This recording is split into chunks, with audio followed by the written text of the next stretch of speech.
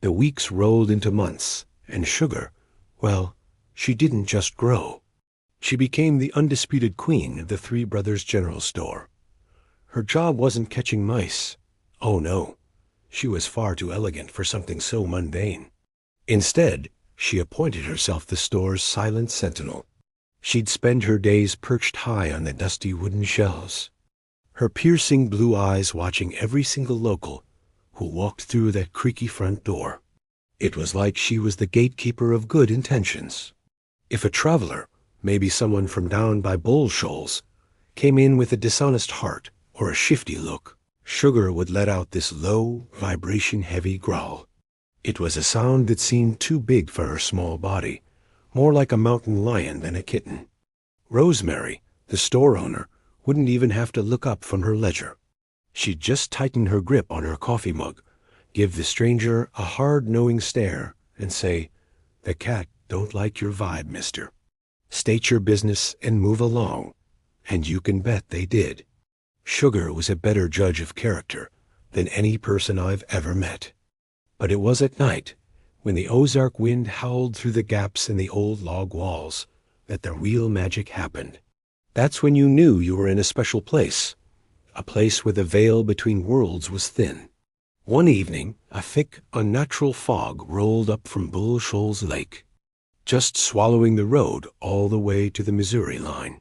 It was a fog so dense, you felt like you could grab a handful of it.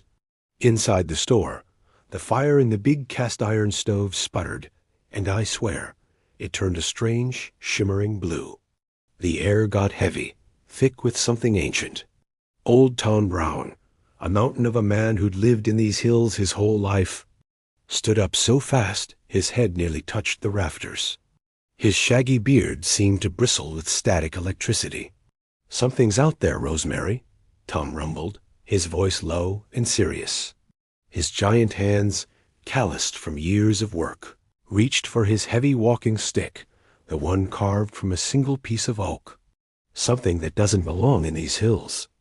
A chill ran through the store that had nothing to do with the night air. We all felt it, a wrongness in the wind. But Sugar? She didn't hide. She didn't cower. In one fluid motion, she leaped from the top shelf, landing silently on Tom's broad shoulder.